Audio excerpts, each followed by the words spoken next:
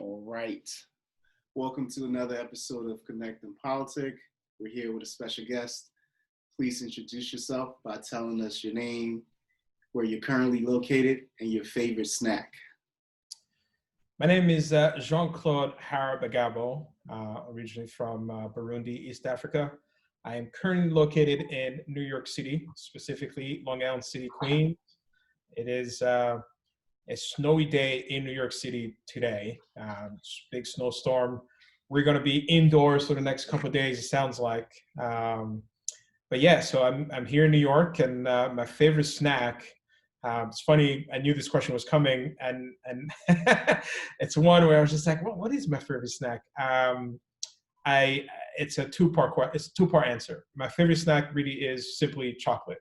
I'm a chocolate fiend, and I don't know how to stop when I see good chocolate specifically. I love chocolate. So for that, I try not to have any chocolate in my house. The things I snack on in the house on a daily basis are probably just tangerines or a banana here and there.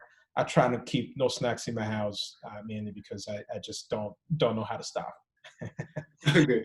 So with the chocolate thing, is there a special type, a special brand, or it doesn't matter? Anything that It does matter. Like in the U.S., I don't think there are that many good chocolate sort of brands or chocolate bars.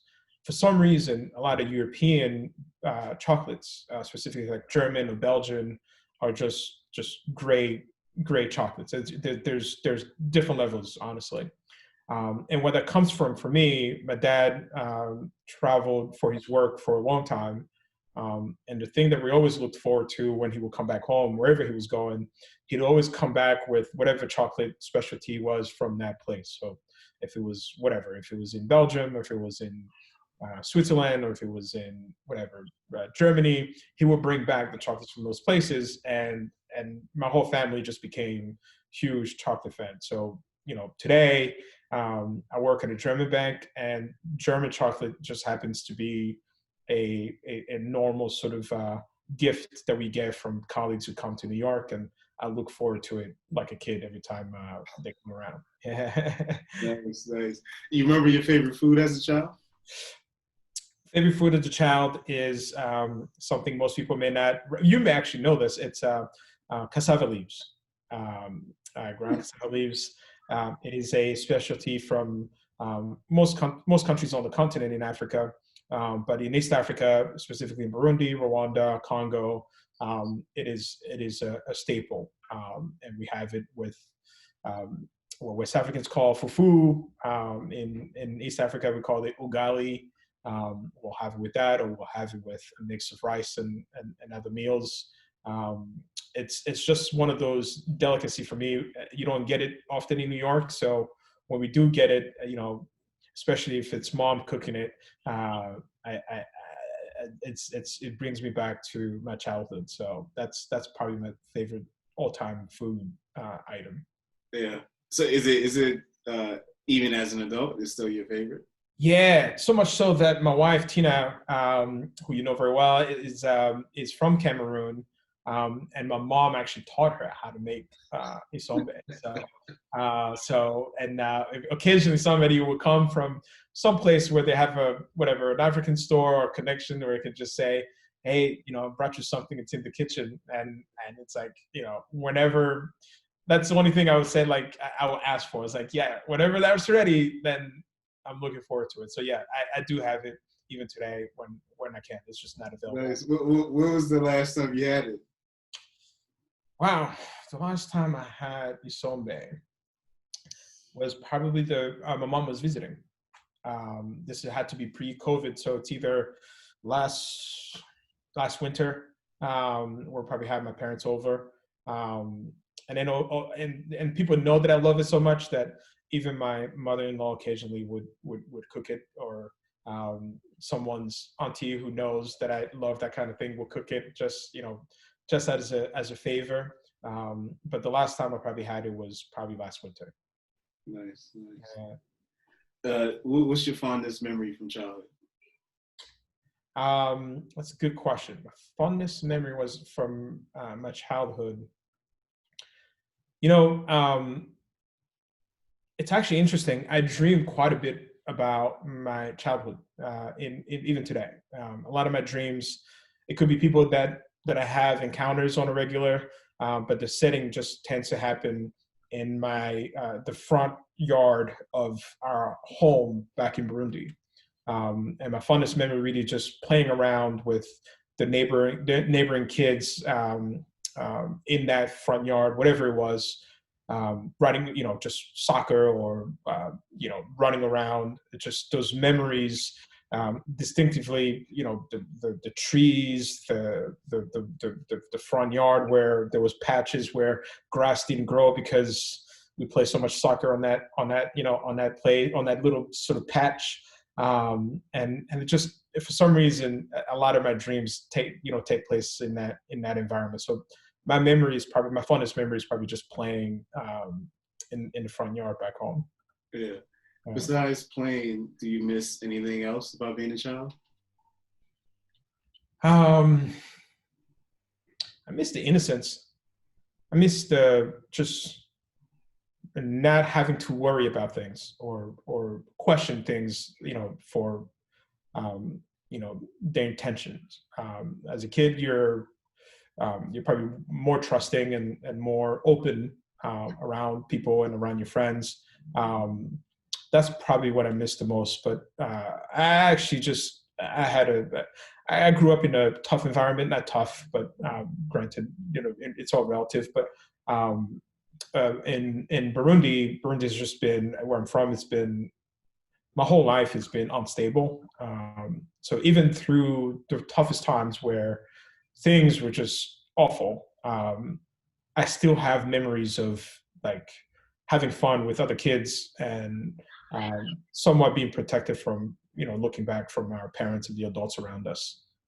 So I've really had really strong positive memories from back then. And, a lot of it is just playing with all the other kids and just having that innocence at that age. Did you go to high school in Burundi? No, so I moved to New York when I was 12. Um, so I went to high school here in the US. But I did my primary school, and, I do have, very strong memories as well. I remember everything. It's weird. I actually remember my years in primary school more than I remember, say, my years in high school. And a lot of it is just longing. I know when we left, you uproot a whole family and you move to America where you don't know anyone. And for some reason, I've held on to those memories from when I was a kid, the friends that I had, the classmates. And I had a funny encounter last October, not this October, 2019. I was in Rwanda and at a bar with a cousin of mine and just having drinks. And a guy walked into this bar, like randomly. And it was my best friend in school when I was like, from like age 6 until 12, essentially. And he walked in and we locked eyes right away. I knew who he was and knew who I was. And I just think back, I'm like, how is that even like, how does that come back? Yeah. So I think my memories from, back home, growing up back home, I've held on to probably just out of longing, and, it's been positive. So my high school years here were also great. So, all great, but my upbringing back home in Burundi is probably what stands out the most. Yeah. So, what was high school like, here for you? So it's actually interesting. We didn't speak a word of English when we came to the US. So we had maybe like a 2.5 year transition where we were in a French school. So call it middle school in a French school here in the city, where it allowed us to actually learn English and still sort of progress in school, and not sort of lose momentum there. And then within maybe 2.5 years, 3 years, I was in an American high school, public high school in Mount Vernon, New York, and it was all discovery. Like probably up until now, it's all discovery, pretty much, because you're acclimating yourself to this new city, this language, the whole country, and or just a whole different demeanor. You don't really have a lot of family, so your friends become your family, and you're learning English, you're learning the culture, a lot of faux pas. You're trying to really fit in, and high school for me was a lot of that. High school was discovery, learning the American system, because now I'm coming from a French system, going to an American system. For example, going to the high school, nobody wore uniform. So you got to wear clothes like normal, normal streetwear clothes. And if you know American high school, public high school, it's a fashion show. Like you go in there and you got the wrong shoes on, you're like, you feel it. You're like, oh, something ain't right here. This is not working. And you can't go home and be like, I got to get those shoes that cost whatever they cost. And they just look at you like, what is wrong with you? Like, this is not happening. So there's a lot of some of that awkwardness, trying to figure it out, and then trying to make friends. Right? And you got this funny name, you barely speak English, and then these, most of the classmates have been together since primary school, because it's small towns, so they've been together. So for me, I knew I was clear in my mind, like, look, it's not going to be smooth. And the high school that I went to was a pretty tough school. It's kind of high school you get sort of metal detector before you go in, and there's a lot of sort of violence that comes up, a lot of just really silly stuff that would turn into big fights. So when we went to the high school, they would tell us, be careful, this high school is a tough school, whatever. And in my mind, I was like, whatever happens, if I get into a fight, I get into a fight. I'm not afraid of that. I was never afraid of sort of being picked on or being sort of bullied. I was like, I can handle myself in that sense. But I was afraid of just not fitting in this sort of new, system where you're not used to. But it was cool enough that if you're open and you meet people, you make friends. The thing that for me, made my high school pretty easy for me, it wasn't, the studying was pretty easy. The American system, coming from Burundi into the French school, it was like, oh, this is a piece of cake. What is this? And then you go from the French school into the French system into the American system, and you're basically like, guys, like, what are we doing? Like, there's no, like, you say homework, and like, you do it in 5 minutes, and mom is like, did you actually do stuff? I'm like, yeah, it's done. So it was a breeze to go through the system, the school system. The thing that actually made my high school experience is I joined the American football team, not knowing anything about football. Right. And honestly, the reason why it came to that was the football season was around the same time as soccer, like during the training and leading up to the season. And for some reason, I mean, Mount Vernon was basketball and football. And then there was a soccer team, which was decent, but there was just no resources allocated to it. And a lot of the other athletes would kind of just snub you guys playing soccer over there or whatever. And somebody explained to me what football was, and I was like, I can hit someone, and it's okay. And it's and this is we're gonna put helmets on and do this. I was like, let me try that, and they welcomed me, and it really made a family for me in the football team, and actually made my whole high school experience. So I was just a kid from Burundi trying to learn football and being around these guys, and it just made my high school sort of experience sort of unique in that sense. I was adopted by the football family, essentially. Nice. So how do you think, that transition, or that, I mean, your entire childhood, so, growing up in Burundi, transitioning to New York, how do you think that groomed you into the person you are today? It definitely had a huge effect. Looking back, since I was 7, there was always a move, right? There was always a move. We'd go to Tanzania, spend a couple of years in Tanzania, and you would switch. Looking back, it actually, at one point, I used to think that it was a disadvantage, because you would never make strong bonds in the little space that you were in for the little time that you were in. And it was always, adopting a new language or a new system, and you would never master that, and then you'll move back to something else. So now you've left what you had just started, and then now you're back into the Kirundi system, and you never really master Kirundi because you never really spend enough time in that space to really master it.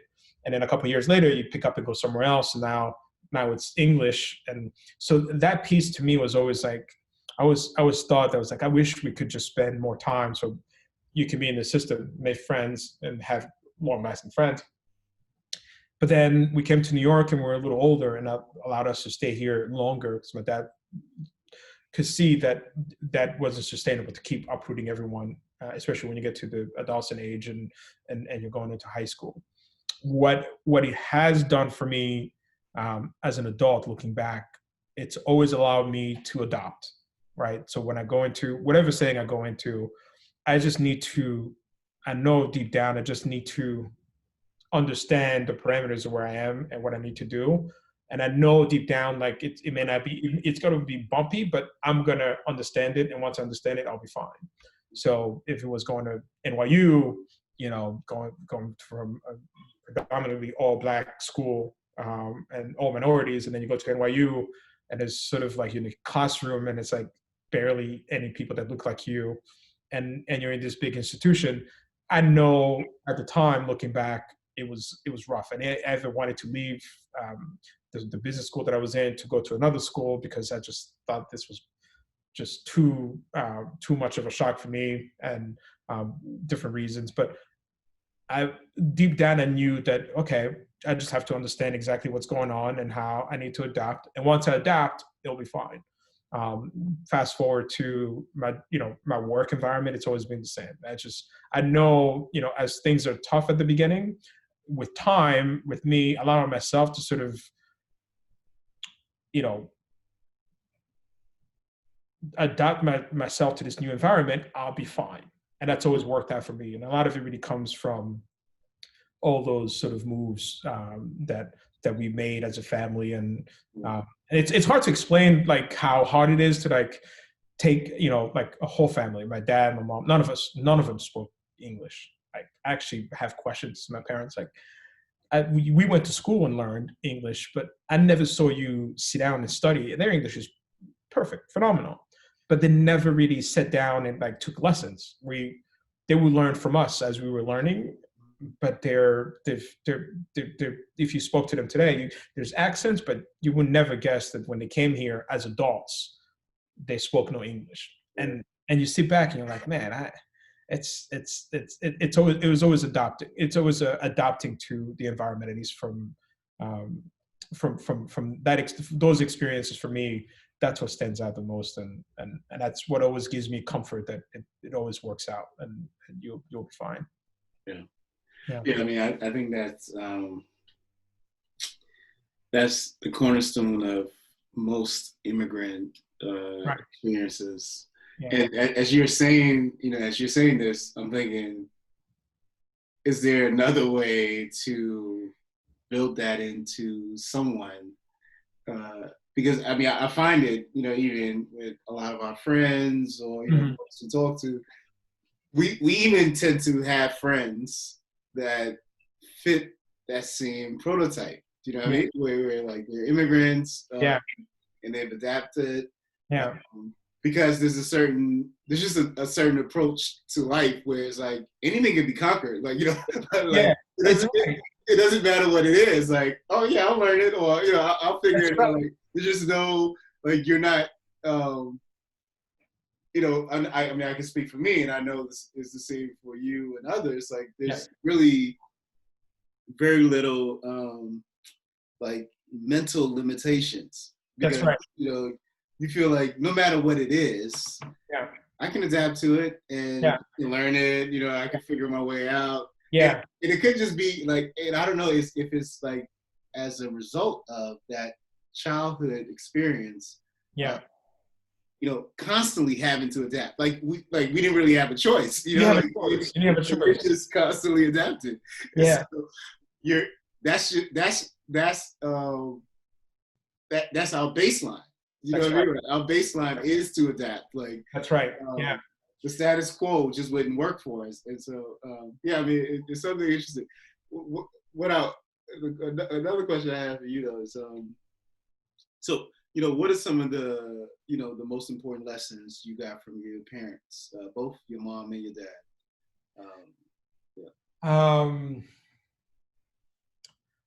That's a very good question, actually. Okay, so both of my parents. From both parents,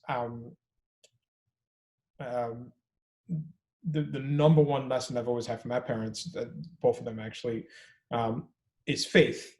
And my family, my parents, they don't wear their religion out. They never forced it on any of us as kids. But you always felt it in the house, right? There was always a lot of there's a lot of faith, especially through the challenges, and a lot of it really comes from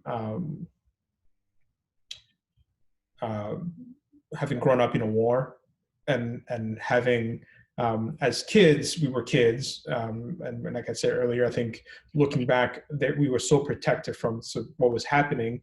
We were there, we were experiencing it, but there was definitely a conscious effort from my parents and the adults around us to still make sure that we had a childhood, but the traumas weren't as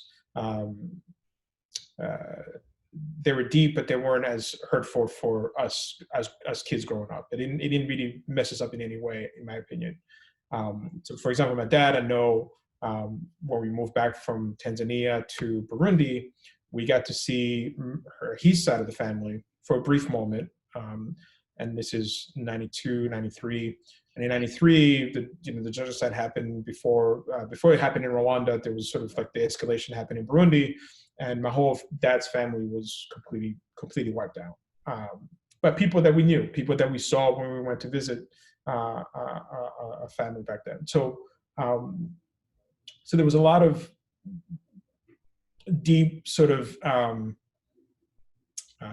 deep hurt in the family, but I never saw my parents lose faith, even through those times.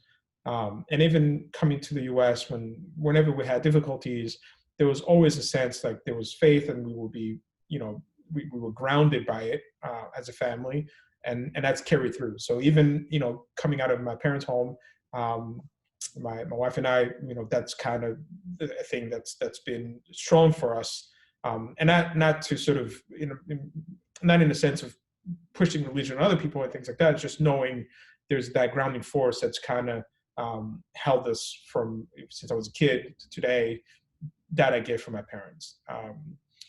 The other stuff really is simple. Really just really hard work, compassion, really being a good human being. I think my mom is probably the sweetest person I know.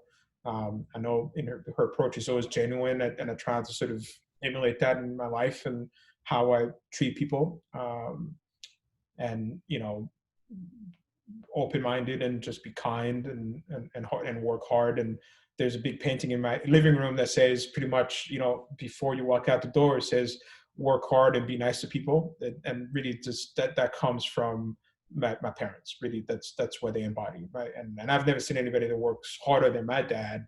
At least in my personal experience, it's from committing to a life where you're away from your family for long periods of time. In the middle, he worked for the UN on missions. So he was in East Timor, living in containers before East Timor was a country. He tells you stories where they lived in a container as employees of the UN, and because there was no infrastructure, and he spent maybe 5 years living on this in a container somewhere, to provide for his family and allow us to sort of live a life and be able to go to school. And from there, he went on to Ivory Coast for a good 10 years. So he would just come home for like a month and then go back to work. And I know that was not easy for somebody to be away from their family, and somebody who's that close to their family as well.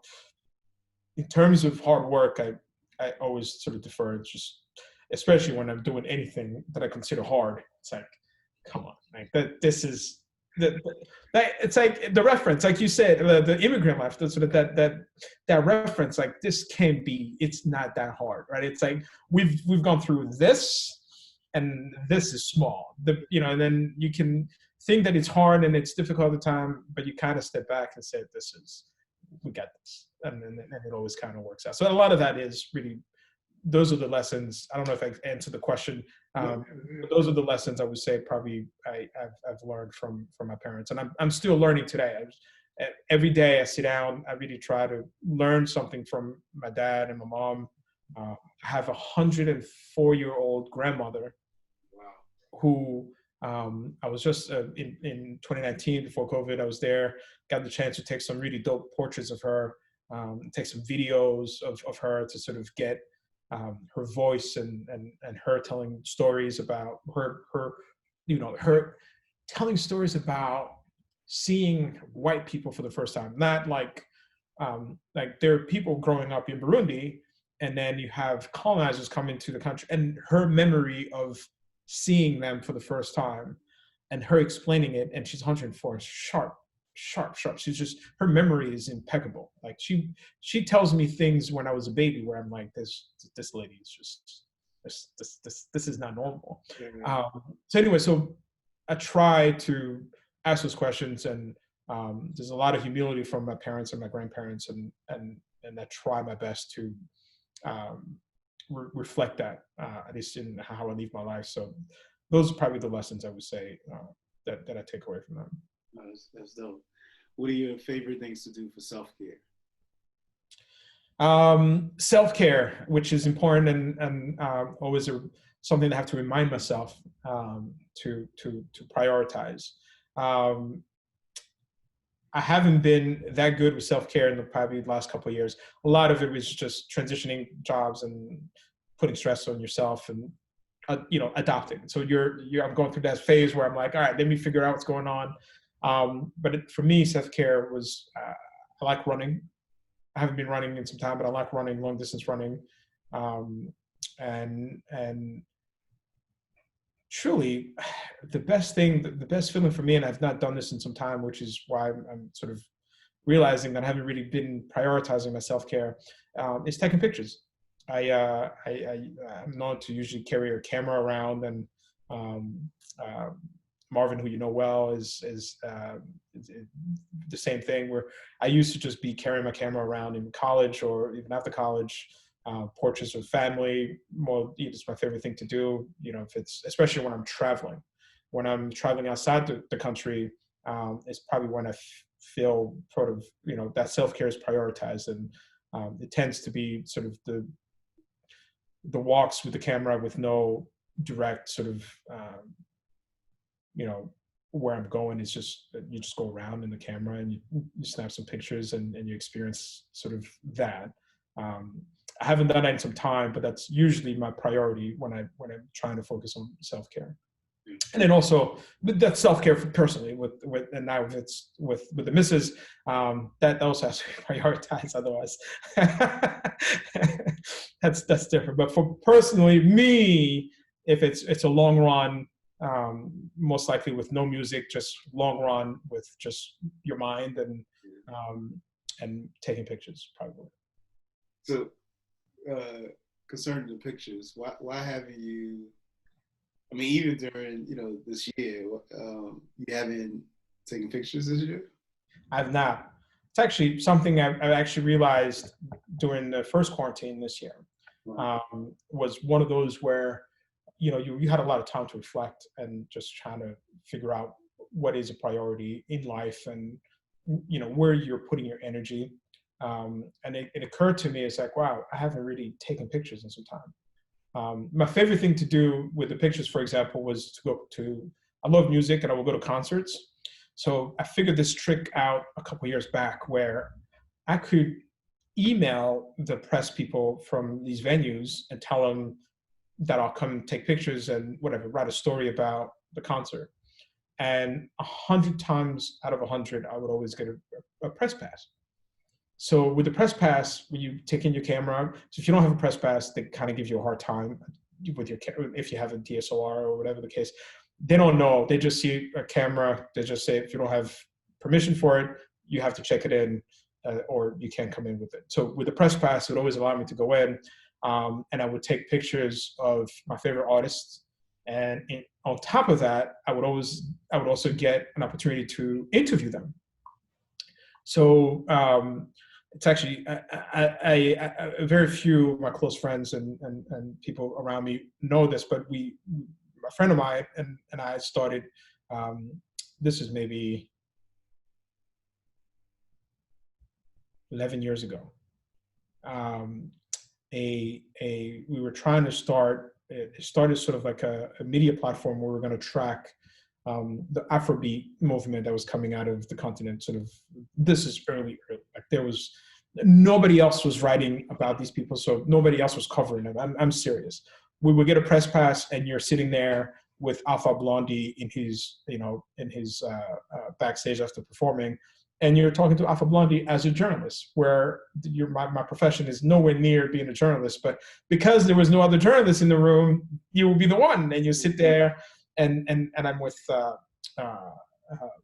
Femi Kuti and Sheun, like all these people. You're meeting them. I get to take these amazing pictures of them, and I get to sit down and interview them. And for me, it was out of, I don't want any money out of this. It was just more out of, these are people I'm huge fans of, and human secure. Like there are people who are like they've passed on now, but we had a time where we could just be in front of them, be close to them, take amazing portraits of them, get to speak to them. And we were trying to sort of create this platform that would actually track some of that music and what the activity was coming out, because there weren't that many people there were only our site in the US, and then a site, OK Africa was around, but OK Africa was still sort of early stage. And then all the other sites were in Nigeria or South Africa. And then you would get all this traction from all over the world, people, because nobody else was covering these concerts. And then for some reason, I contemplated quitting my job and doing this full time. And I was close. I was close to, I mean, I even have T-shirts in my closet here from the company. Business, everything. We're like, we're going to do this. But the risk averse me was like, all right, you got to chill. You got to chill. You got a job. Make sure you get your green card sorted. It's another sort of thing that was sort of took priority. And it was the risk averse in me was just saying, this is not risk that you're willing to take at this time. There's other things that you need to prioritize. So I did that. I don't necessarily regret it, but I do know, looking back now and how that music and that energy has progressed, it could have been something special if we were sort of early stage, figuring out how to get that to the masses, or figuring out how to highlight some of the things that we were doing. But it's all good. But yeah, so the camera was always sort of the priority that would get me these additional things. This past maybe 2.5 years has just been sort of transitioning in a new role, and my energy has been sort of too much on one side, and I'm trying to sort of shift it back to just have a little bit of that self-care. Yeah. I mean, this kind of ties in. So how are you, you're not taking pictures or going to concerts. So how are you entertaining yourself these days? Like with shows, movies, music, podcasts? Yeah. Shows are actually amazing. And there's so many good shows nowadays, but I'm trying not to watch too much of too many shows. There are a couple of shows like Mandalorian, and there's so many apps now that there's so much content, good content, but it's a lot of it is available to you to binge, and you're going through this hole, and you're like, oh my God, I just spent 6 hours. Like this is 6 hours it's gone. I have not done anything else. So I'm trying to sort of cut that out and at least be picky on which shows you get to indulge. I've realized, and this is the year I think I'm trying to I'm trying to prioritize where I'm putting my energy. I think that's the personal sort of goal of mine. My time and energy to things that I think are growing me, and it's always good to sort of come back and refocus and do that. I'm probably trying to read more books than watch shows on Netflix or whatnot. So I'm in 2 book clubs, which I've not been in book clubs in many years, and I should probably just be in 1 book club, to be honest, so that I can actually give enough energy into one in a good way. Sure. And it's been great. I mean, it's probably been reading things that I wouldn't normally read myself, and it just kind of broadened sort of the content that I'm consuming when it comes to books, and that's been great. That's probably where I'm spending some of that time. It's in some of these book clubs. It should just be 1. How do you end up in 2 book clubs? One, especially during the whole George Floyd period, we were talking about big topics without really good information, right? There are things that we talk at a surface, at a really just without really a full understanding of why they are the way they are. So the suggestion was essentially with a group of my friends who just said, like we should have these conversations, but let's maybe have more an educated sort of approach to those conversations. I actually read a topic that's going to be on, the drug war and what's been happening and the history of it, so that when we talk about it, at least we know what we're talking about in that sense, and not just what we saw in an article or what we saw in some clip on Instagram or whatever the case may be. So it started like that, and then the group of friends grew. But then if you have a book club with too many people, it just it's not as productive. So there's one where it's a group of neighbors that I see quite a bit here in Long Island City. And then there's one where it's a group of my friends I've been friends with since I came to this country, that kind of sort of just naturally sort of broke out in that sense.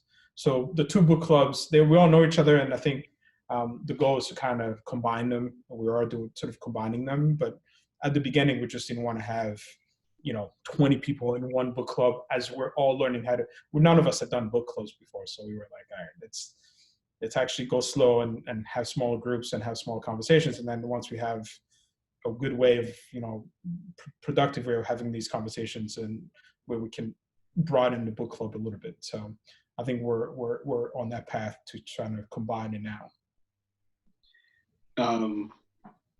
Are you guys reading a book a month? Yeah, it's about a book a month. So what has been your 2 favorite books from the book club? The book club, I'm gonna cheat because there was the one cast that I just sent over last weekend when we were chatting with the other folks is probably the number 1, I would say. And a lot of it was mainly because for me, and it goes back to when I came here and my transition, I never really learned U.S. history. When I say learn U.S. history, just really trying to understand the U.S. history or be more informed. A lot of it was just in the school system, you're learning to get the grade and move on. And then when you're transitioning from Burundi to a French system to an American system, and you go into an AP U.S. history class, and it's the first time you're learning about the presidents of the United States, first time ever, and you're in a classroom with other kids who've been learning this since they were in elementary school. I learned it and I did okay in school, but I never really fully grasped the history. So for me to understand some of the things that were happening and why they were happening, because especially when it comes to the police violence that we've experienced. Since I came to this country, I came in 97. What's his name? Louis Abima, and then I think it was Diallo. Diallo. Well, there was the first guy, the guy who was in the they stuck the baton. And wasn't it Amadou? That was Amadou Diallo. Amadou Diallo was wasn't the one who was killed.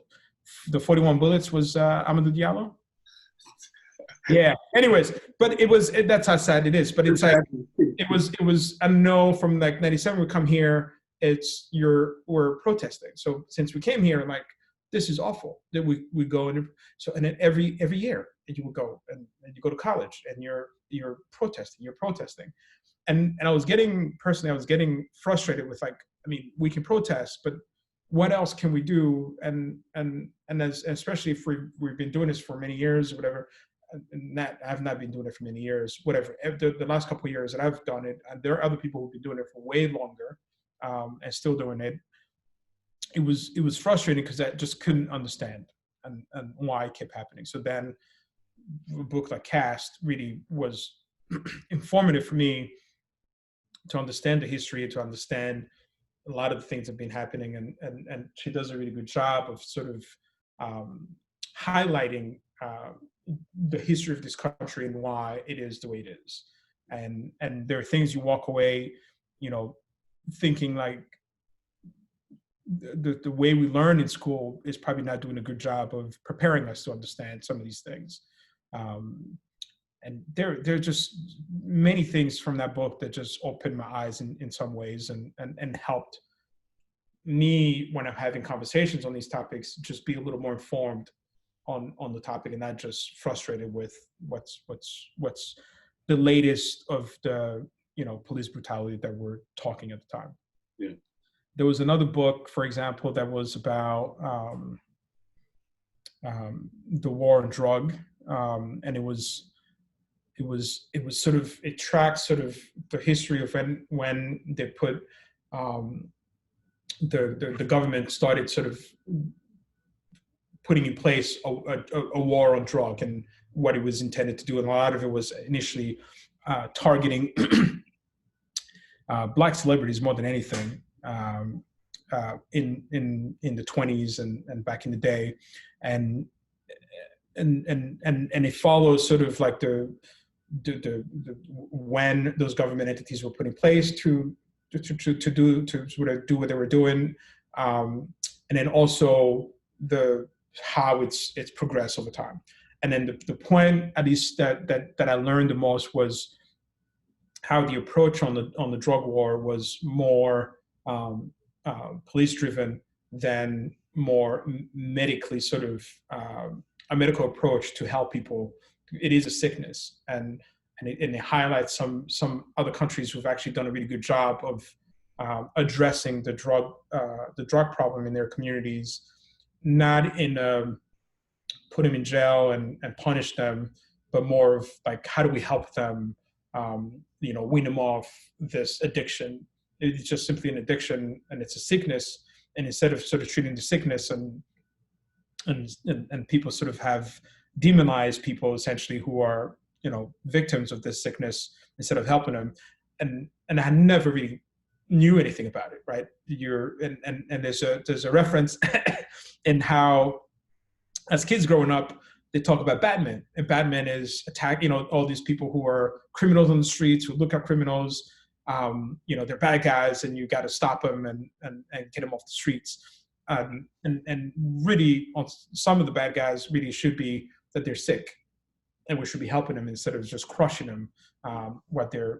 I mean, it's those kind of things where I just didn't understand what it was and how people have dealt with it.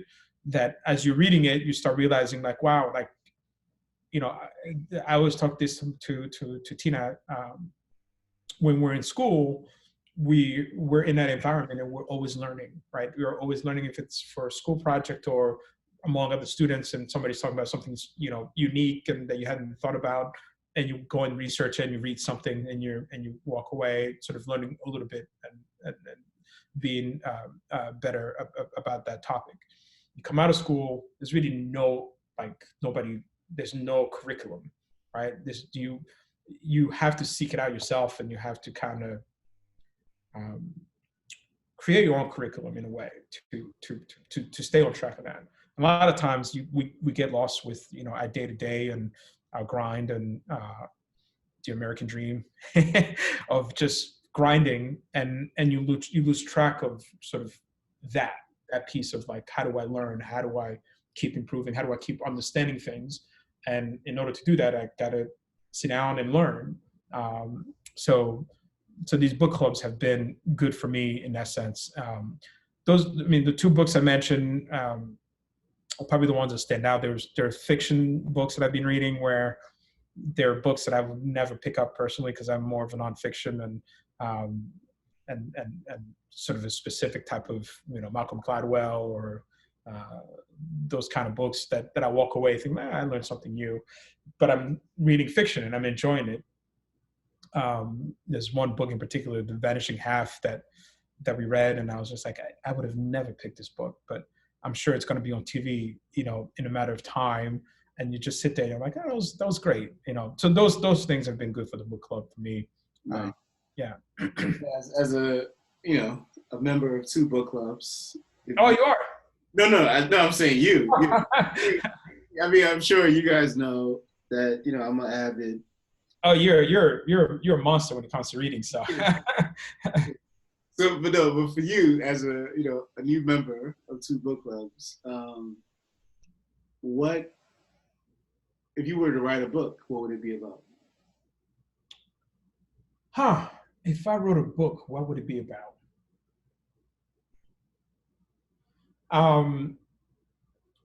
Personally, it will probably be around the immigrant experience. And maybe today there's more and more, I think we're getting more content that speaks to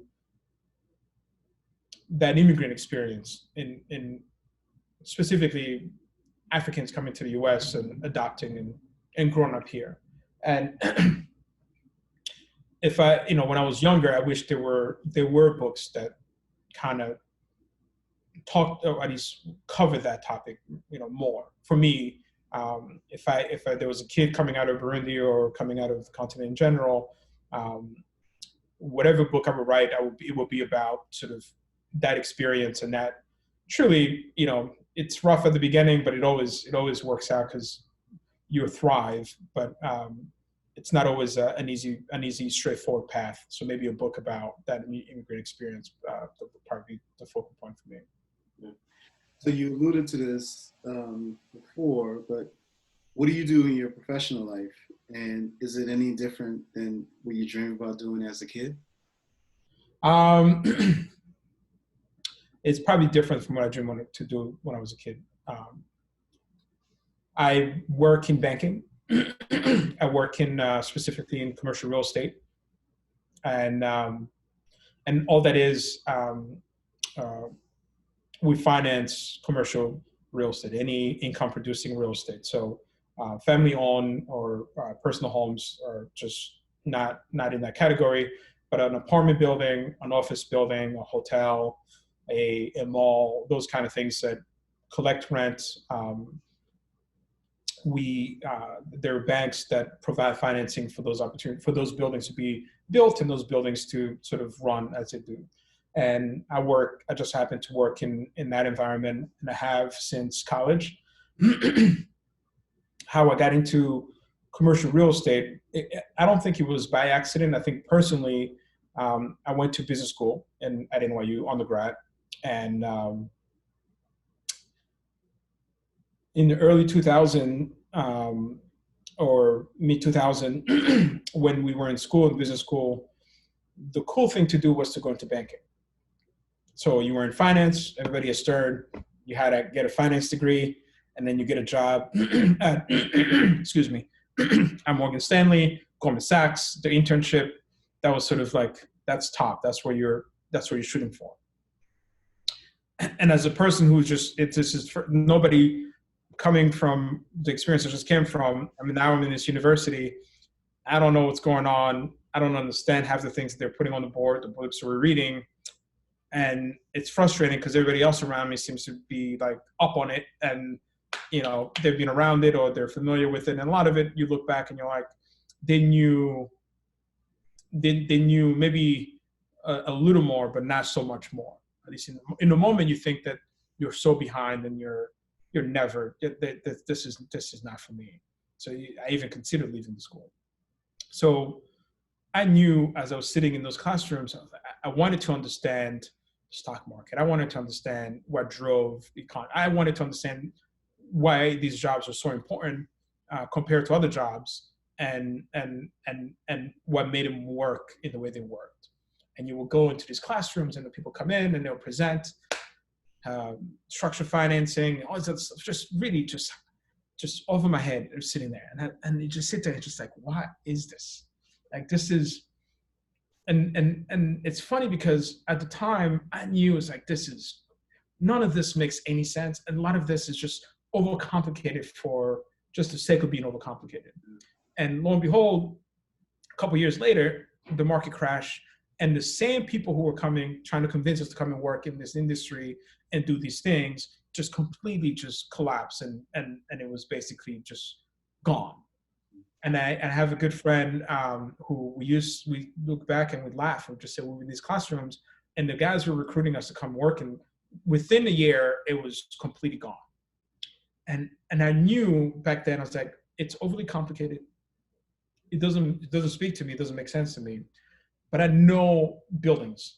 I know people, when you finance a building, you can go see a building. You can see it, touch it. You see it come out the ground. You can see the dirt. You can see the offices where people work. You can go to a hotel room. You can see the restaurant. You can see people going in. So for me, that made sense because it was tangible. I could go, and if I work on this project and we help build it and we help put it together, whatever, I can walk into that building and say, I remember when this was dirt, right?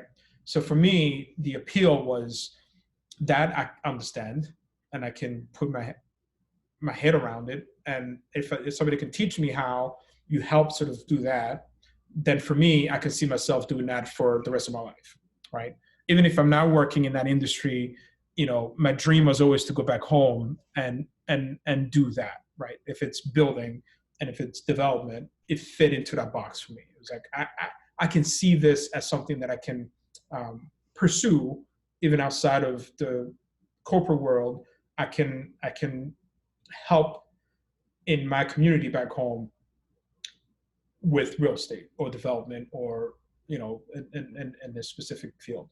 So when I went into it, really, it was intended to just learn how it's being done and who finances it, who's putting the projects together with the architect. So anyway, so that was the appeal for me. It was more of, it was something that was tangible, that made sense compared to other things that really it was trading,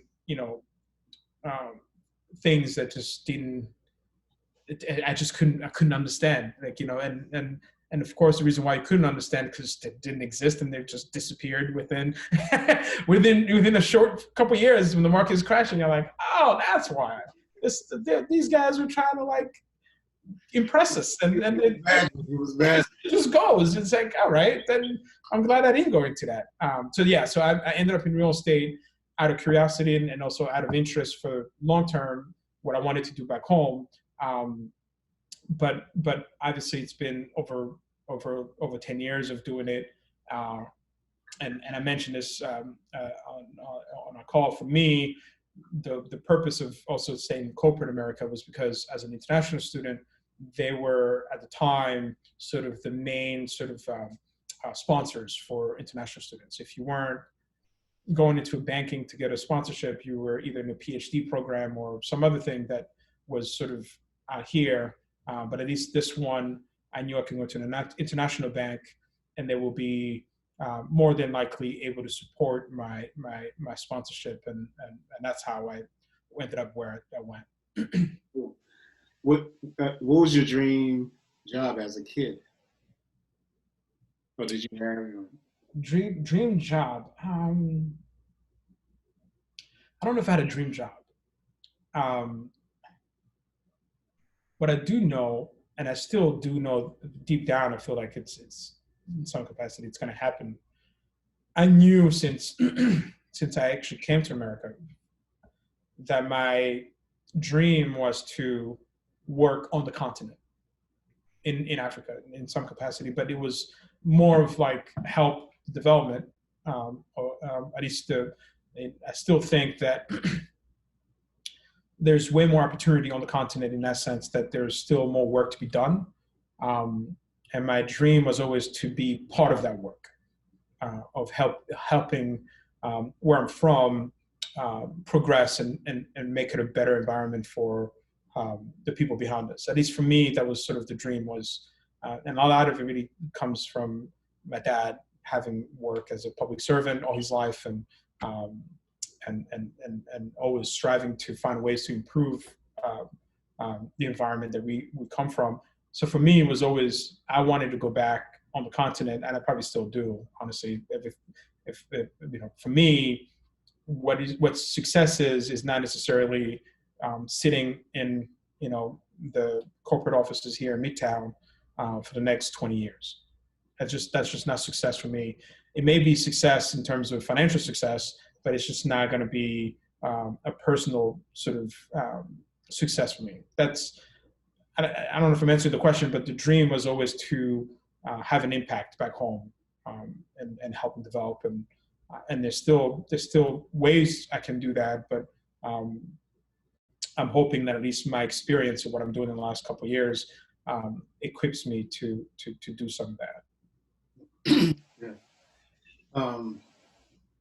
Any advice you can think you would give your younger self?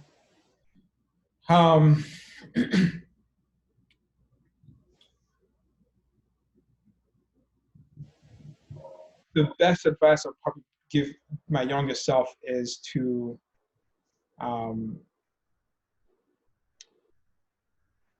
it's probably to reassure myself that whatever environment I'm in, I belong in that environment, right? The sort of the imposter syndrome, the second guessing if you're the right place and belong or can match the energy of the people around you is a constant struggle, personally, mainly because of that experience, always kind of adapting, and always trying to, you know, initially struggle to adapt, but then figure out how to adapt. So that piece of just saying, push through that struggle, because that's just there, but you're just adapting. But I would probably tell myself to really just be more confident in my movement in that sense, not second guess myself. Not a bad thing, but it's just more of, I think I would probably be more efficient if I didn't have that initial sort of second guessing period that seems to always sort of creep up when and you have to kind of, you know, shut it down, but it always seems to creep up. But it's in my experience. So that's what I would tell myself personally. Yeah. What's the best, you know, you're in banking, so what's the best advice you've received about money? The best advice I received about money had nothing to do with banking, had nothing to do with being in business school. It was actually through a book I read out of curiosity, because a lot of things just didn't make sense. I went to business school, but the business school didn't teach me about money. I think personally, that's probably another advice I would give my younger self and anybody around me. So I have a book that I always, I buy like 10 copies. I have 10 copies in my closet, and I tend to give it away to people, especially I tend to give it to recent grads, family members, distant family members, or people that I've come across. And I always tell them, it's like, read this book, and it was going to help you over the next, whatever, your life. If you read this book now, you're going to be 10 times better off than I have been, because you would understand money. Money is, it's weird, that, you know, credit, money, saving, you know, understanding your 401k at work and how to maximize that. Nobody teaches you that unless you have someone, even at work, that they give you this binder when you start, and nobody really tells you, like, on page 22 is where you're going to find the money section so you understand what your 401k means. It's all gibberish when you're reading it. So I needed, I had help from my older brother. I'm in a family of 6. So I have a lot of siblings in my family, and I'm the third, but my oldest brother, Hervé, he was in front of me, so he had gone through some of this thing. So we had a similar experience, but I was always sort of building off of what they had just experienced. So we kind of helped each other in that sense. And he told me, like, a couple years into my career, said, hey, nobody ever tells you this, but like, are you doing this at work? Are you maximizing your 401k? And I was like, yeah, they talk about it, but I don't know what, like, I don't make that much money. What am I doing? Like, putting it over there. I should like focus on trying to say I'm doing this thing. And he was like, you're leaving money on the table. And I never thought about that. I was like, what do you mean I'm leaving money on the table? And I went back and I realized I had left money on the table. I think it's a lot of money too if you don't do it. But anyways, sidetrack, but it's important. I think for me, it's actually probably one of the most important lessons that I've learned since coming out of school. If you learn, like, the financial independence, for me was like, and I think part of it is the immigrant story that we talked about. Like, security is important for, like, you come to like, you don't have a backup plan, right? Like, mom and dad are not gonna, they're not gonna be like, they're gonna help you put through your school, but mom and dad they're not necessarily building up their 401ks. They're just putting everything in the kids, right? And they also don't know, right? To their credit, they also don't know they're learning things as we're learning it. So the security for me was always, how do I get enough security for myself, my family, so that I can have a sense of security, but also I can build that cushion that I can always rely on. And lose a job and not feel sort of under duress, or quit the job if I'm not happy with it and just not feel duress. And you don't get to that point unless you understand money and how to really manage your own money, not be in debt, and also just maximize your financial sort of independence and financial security. And the book itself was it's called I Will Teach You How to Be Rich. It's the specific book that I read randomly. This guy Ramit Sethi, I actually went and met him. He did a 10-year anniversary of his book, and I went. My wife and I went. We got a couple of books signed, and I always told him, I said, look, every time I see your book, I buy 10 of them, because I give them out to people and tell them, just don't listen to me blab about, because it's not an easy topic to talk about. Just read this book. And then occasionally somebody will come back and say, bro, like, that book helped me understand things that I just didn't, nobody else ever told me. And then we can have the conversation about whatever, money in that sense. So I don't even know how I got to the question about money. It was really just, I needed to learn about, there's a lot of people who work in finance who make a lot of money, there are people who make a lot of money that don't have the knowledge about how to take care of their money. And I'm serious. We talk, a lot of times we talk about athletes who get it young and blow it up, or musicians, but there are bankers here who are on making ridiculous amount of money, but broke. Like, if they lose their jobs, it's divorce, and the kids have to go to public school, and it's the end of the world. Nobody teaches you that.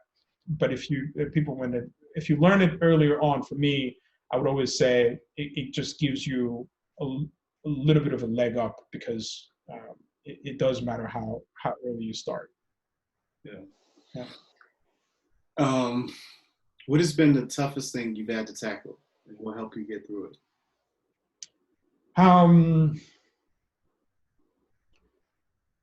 The toughest thing I've had to tackle,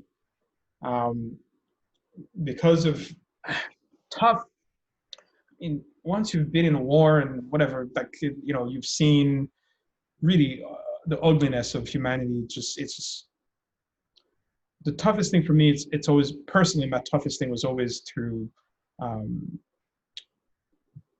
redirect myself. Like, if you get caught up in the grind, for me, and I can get caught up with work and just the things you're focused on, and you lose track of the things that you're doing. For me, it's probably the toughest thing. Just always have to recenter myself. I don't do yoga. I probably should do yoga, but a lot of people tell me that it's really good. I feel probably the most sort of on point when I'm running and I'm moving and I'm on top of my stuff. That's not always the case. The one thing that I've learned over the years that helps me ground myself is writing, and writing to sort of get what's in here on paper so that I can see, make sense what I'm thinking or whatever, and then also to go back and see how I've progressed. So I tend to do these writing exercises, on weekends where you sit down and you have your goals for the year, you have your goals for the whatever 6 months or what you're trying to do, and your thoughts and having to go back to those thoughts and those notes always helps me sort of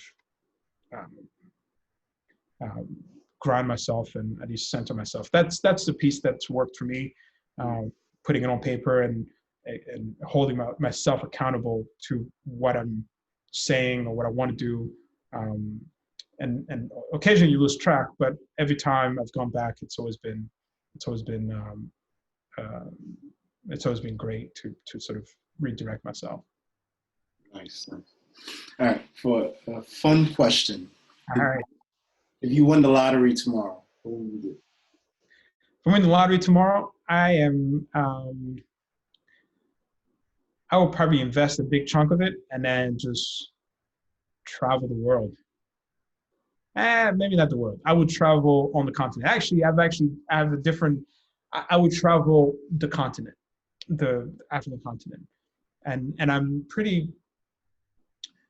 I've actually made a decision a couple of years back that when I do take my next vacations, I'm going to focus my vacations to vacation on the continent, because I found it weird that I want to, unless I'm visiting family in London or friends or whatever, I have zero interest to go and sit on some rooftop in Greece just to be like, I'm in Greece and I'm going to a museum, where I'm like, why?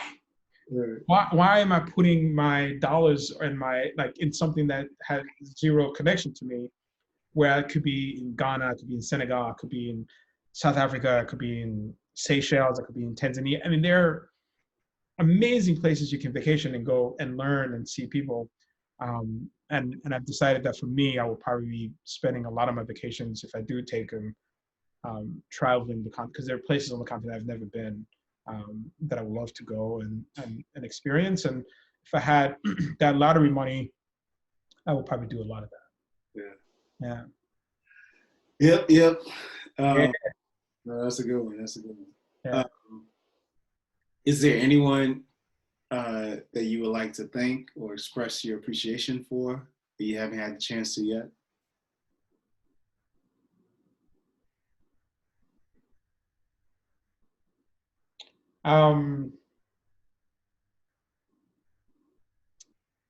Yeah, my parents, of course, is probably the thing that jumps out at me. My wife, those are the main sort of people that I want to thank, just on an everyday. But my siblings as well. I don't know. I don't get to thank my siblings enough as well. My siblings probably don't get as much of the appreciation. I mean, they're there, and they're siblings, and you love them. But I probably find that I've learned a lot from my siblings, more than I've been around them more than anybody else. But like, I have a big family, and I've learned a ton from every single brother and sister in my family, and maybe I would probably thank them. I would thank them for being patient with me, since I was a kid, and also just being learning from them, and allowing sort of me to also be a brother to them as well. Yeah. How do you define success? Oh man, the questions. That's another one.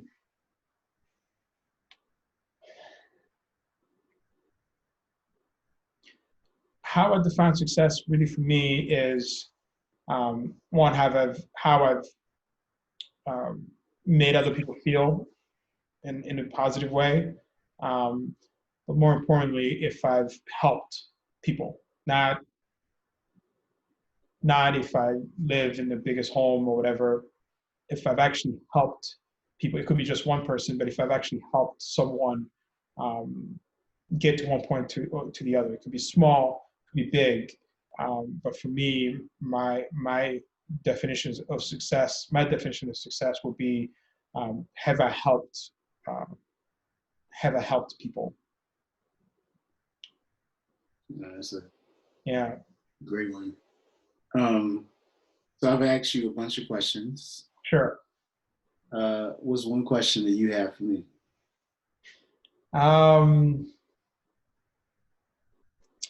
The one question I have for you, and I'm actually you mentioned on last call, like the experience growing up at home and especially during the war. Um, my question to you would be how that experience has informed your immigrant story in the U.S. Yeah, I mean it's so late. I mean, we could do 6 episodes on. It's a big question, I know, because it's Yeah. yeah, The short of it, I think, is that I um, the short of it would be it's shown me that nothing is like things can change quickly. yeah, So I mean, the first part, that's the first part, which is that the current state, the and when I say things, of course, that experience were due to the political climate and the entire country changed quickly, but it ingrained in me the idea that societies, and there's a certain fragility in societies and people, etc., and to always be cognizant of that, right? Which is the joke of me working out like there's going to be Armageddon tomorrow, etc. So it's like there's that piece in my head where it's like I'm always overtraining, mm-hmm. and I'm always prepared for whatever, like good, bad, like it's just I'm and that's a direct product of being in the war and then Mm-hmm. transitioning here, and then when you transition to the U.S., I would say similar to you, like things I'm always appreciative of, like a lot of things that people could take for granted because of that experience as well, right? Because like I've seen how like fragile things can be and how fragile things are, and so it can turn on a dime, Yeah, like that, yeah, and so yeah, I mean, I think that those experiences have really shaped my worldview in a way that it's always strange when like I told you guys, like there'll be people that I'm close to, I work with, or go to school with, or whatever it is, and then we would see the same information or experience the same thing, and they have a completely different, yeah, like the way it impacts them, like it's either like it'll be something so simple, and oh my God, it's a crisis or whatever it is, and I'm just like, okay.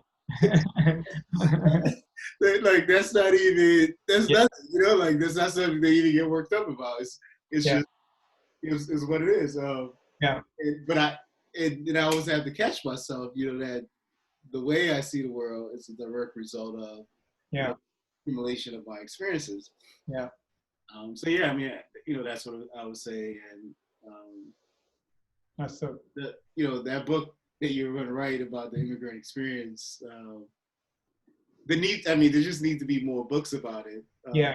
Because it's something that all immigrants, I think, in everywhere, if you go anywhere in the world, you meet the immigrant population there. They have this unique identity where Yeah. it's like, they're gonna excel. Yeah. You know, and so it's something that they're gonna excel. They're more Hungry. hungry, optimistic. Like, there's just this like mixture of things. Yeah. They're more resilient. I mean, like, there's just a huge mixture of things, and a lot of it just has to do with for anyone to leave their home. Yeah. Somewhere else, it takes a lot. Yeah.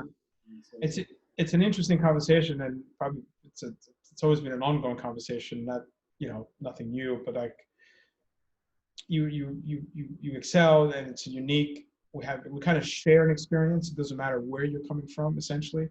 As an immigrant here, there's a lot of similarities in how we approach and trying to sort of climb that mountain.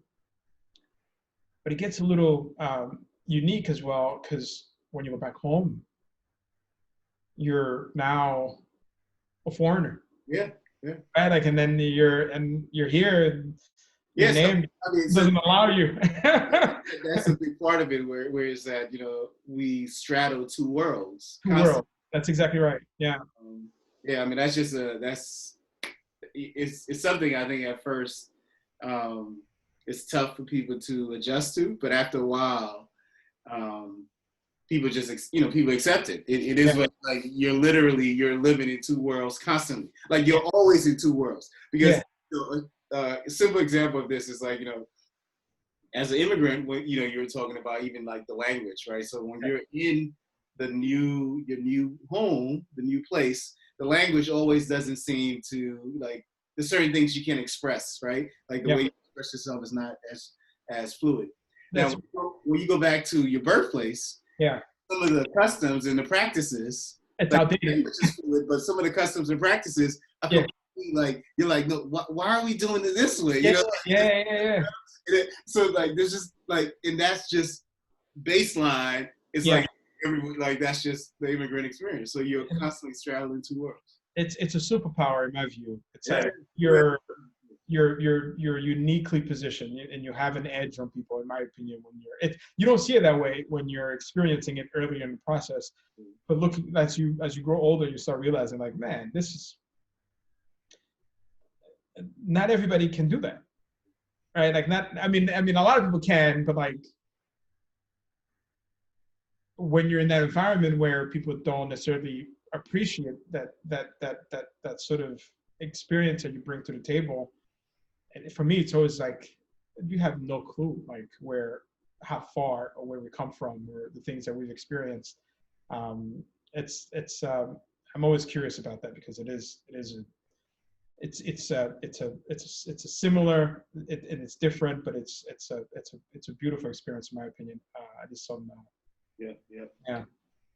Well, thanks, JC. Hey, thank you. Politic, and we'll definitely do this again in the near future. Thank you for letting me talk about the experience and politic with you. It's been a pleasure. All right, man.